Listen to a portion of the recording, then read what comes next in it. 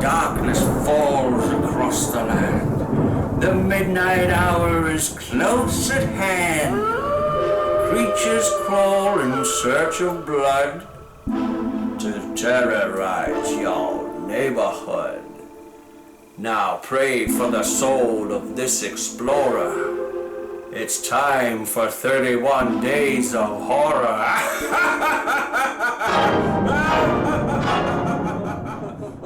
Oh my goodness, what a riot. Oh, hello. It's Terence McGuana here, and welcome back to the 31 Days of Horror, where we're going to look at the 1972 vampire classic Blacula. In the late 18th century, African prince Mamuwalde fails to convince Count Dracula to support him in ending the slave trade. Not only does Count Dracula have Mamuwalde's partner Luva killed, but turns our hero into a vampire, cursing him with the name Blacula and locking him inside a coffin for centuries. 200 years later, his coffin is transported to modern-day Los Angeles, where Mamuwalde pursues the doppelganger of his long-lost love, who he believes is a reincarnation of Luva. I first saw this film in the late 1980s on television, and I was absolutely blown away by it. I love vampire movies, I always have. Ever since I saw Love at First Bite when I was a very small child, I've always been taken to the Dracula story. Other great ones that come to mind are Near Dark, The Lost Boys, Fright Night, John Carpenter's Vampires. Every time a decent vampire film comes out, I'm right there. Most of the time they're usually pretty crummy, to be honest. But those ones come to mind as some of my all-time favourites. And right up there is Blacula. I was absolutely blown away by this film as a child, and I was not aware at that time of there being a subgenre called Blaxploitation. And I don't really understand that term, to be honest. I just see this as a horror film, right? It's just a romantic horror film, and I don't feel that Blacula is a piece of exploitation whatsoever. I actually think this film is one of the best vampire films that I've ever seen in my life, and I still stick by that. I felt that way when I was a child. There were some absolute terrifying moments in it. The scene in the morgue, the slow motion shot where the female vampire is just running towards this guy, that still gives me chills to this day. As a child, I was absolutely petrified of that moment.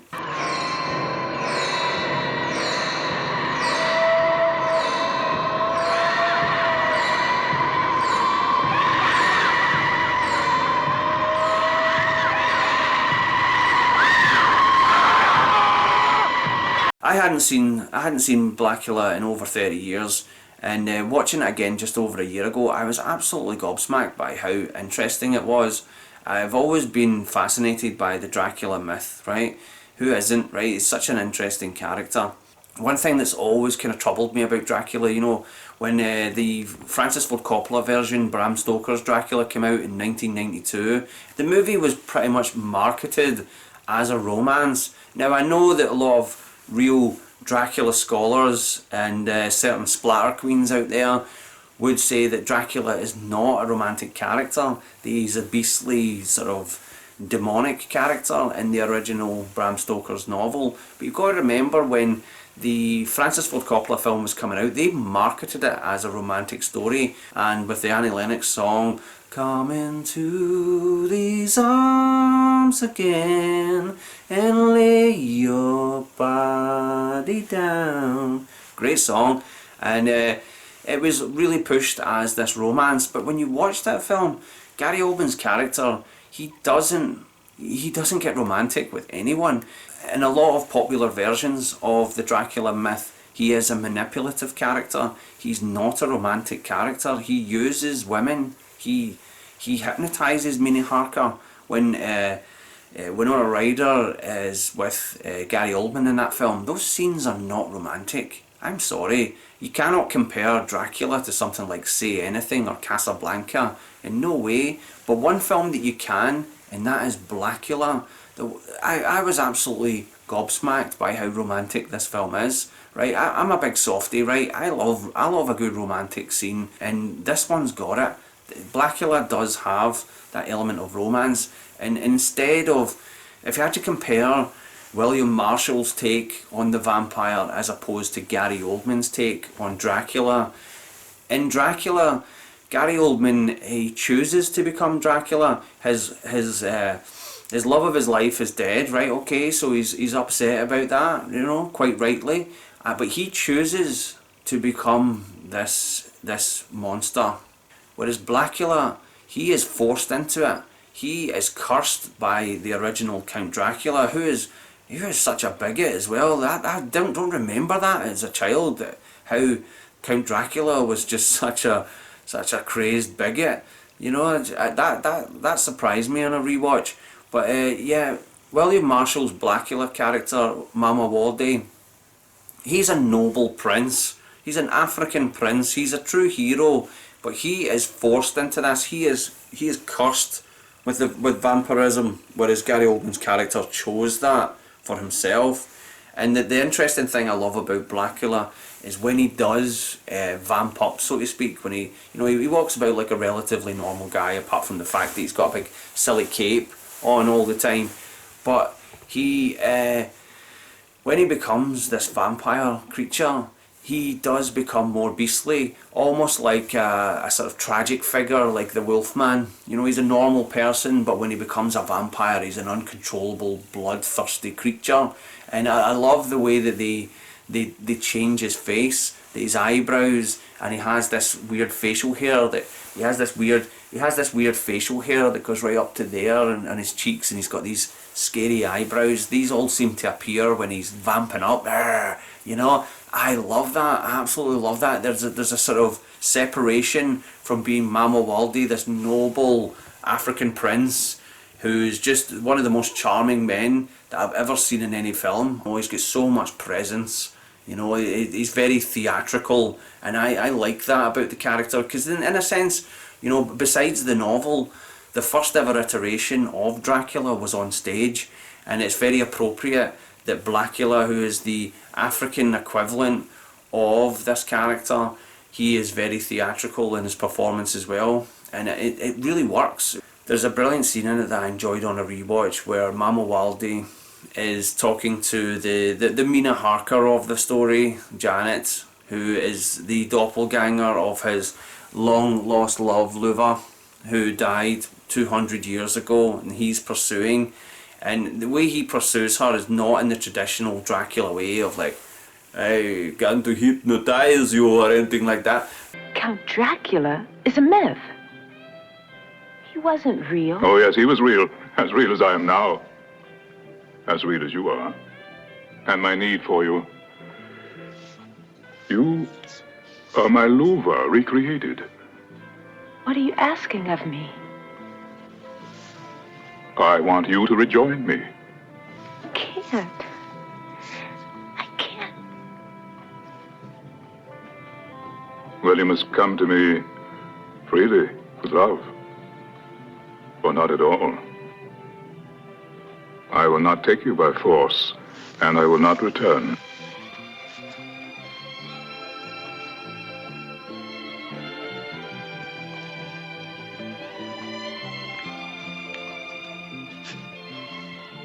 I've lived again to lose you twice.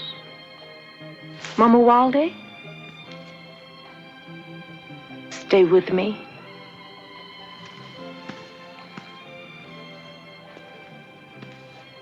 Please.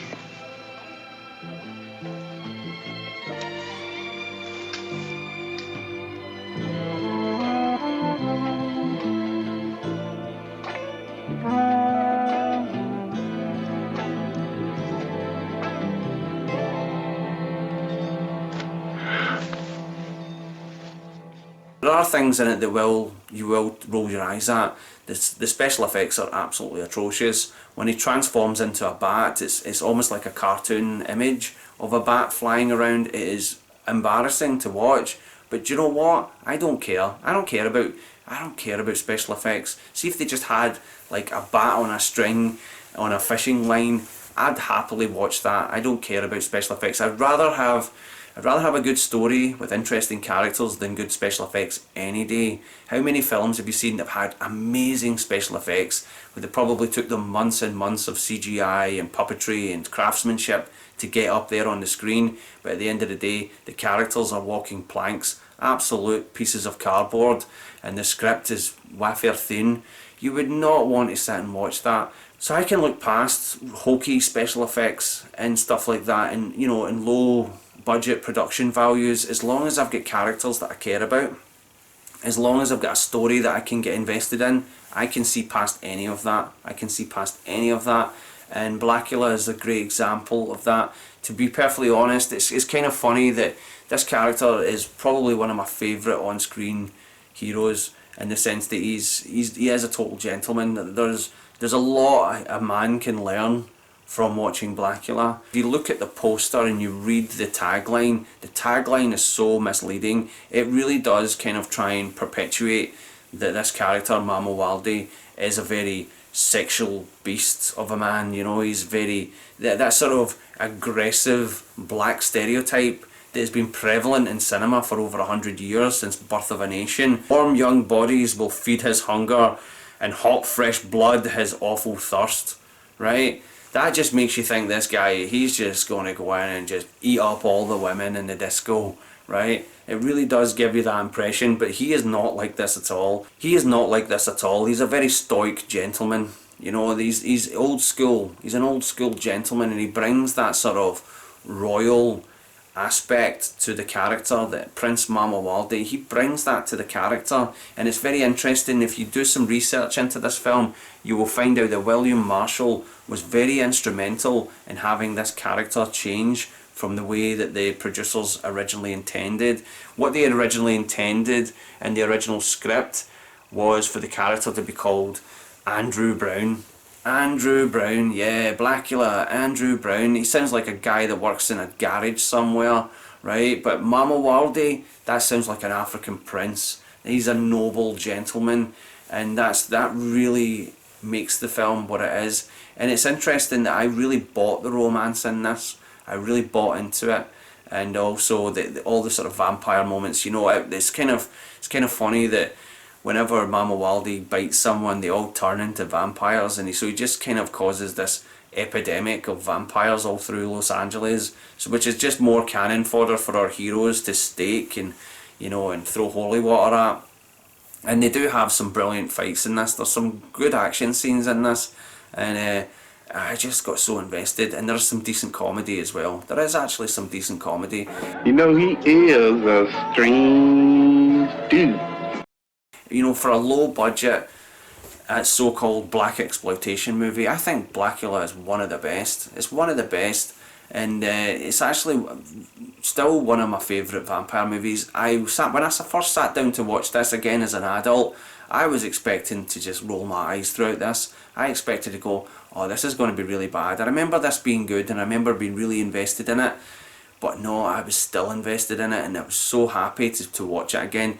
And I just, when I was decided to do the 31 Days of Horror, you know, right at the top of my list was Blacula. There was no way I was going to talk, there's no way I'm going to avoid this film. Blacula is brilliant. And another thing that I want to talk about in it is I don't want to go into the spoilers, right? It has a really good ending. I love the ending to this film. And another thing that I have thought was a joy to watch was they had the Hughes Corporation. The Hughes Corporation show up in this, and you're like, who's the Hughes Corporation? Well, I like to know where you got the notion, so I like to know where you got the notion to rock the boat. Don't rock the boat, baby, rock the boat. Don't tip the boat over, rock the boat. Don't rock the boat, baby, rock the boat. Yeah, but they don't sing that song. This was before Rock the Boat came out, right? And the music's quite decent, and it's well directed. The chap who directed it was a guy called William Crane, who's still alive, and he was quite a prolific television director, and he was in his early 20s when he knocked out this one. He's never really been much of a big screen director, which is quite sad, because Blacula was a box office success in 1972. But I was looking him up on IMDb, and I noticed that he directed one of my favourite episodes of Starsky and Hutch, The Fix, where David Soul's Ken Hutchison was forced to get addicted to heroin. That was a brilliant episode of Starsky and Hutch, and that was directed by this very man as well. And he directed loads of great shows throughout the 80s, stuff like SWAT, The Mod Squad, Matt Houston, you know, brilliant shows. And another standout for me in this film is the actress Vonetta McGee. Vonetta McGee, she plays Janet, aka Luva, his 200-year long wife, or love interest. She's brilliant, and she was absolutely striking as well. She looked so much like Beyonce Knowles. It was unbelievable. And she was also in one of my other so-called black exploitation favourites, Shaft in Africa. One of these days I'm going to sit down in front of this camera and I'm going to tell you all about how much I love Shaft in Africa. Shaft in Africa is an excellent film. And Vonetta McGee, she was a love interest in that. She was an African princess in that. And also she appeared in one of my all-time favourite sort of weird movies, Repo Man from 1984. I absolutely love Repo Man. That's another one I need to sit down here and flap my gums about. It's an absolute treat of a movie. And I also found out that Vonetta McGee was quite close to being cast as Cleopatra Jones. Cleopatra Jones, what a great movie. Cleopatra Jones is the female James Bond movie as far as I'm concerned. I don't like that term black exploitation. These movies were action films. These movies were horror films. Period. Full stop. Right? I think black exploitation was a terminology that was invented by film critics to belittle these films, to make them seem cheap and nasty. Alright, most of them didn't have the budgets of something like The Godfather or The Exorcist or some of the contemporaries like Chinatown, right? And for good reason. They didn't get that because Hollywood is notoriously racist, right? There's no two ways about it.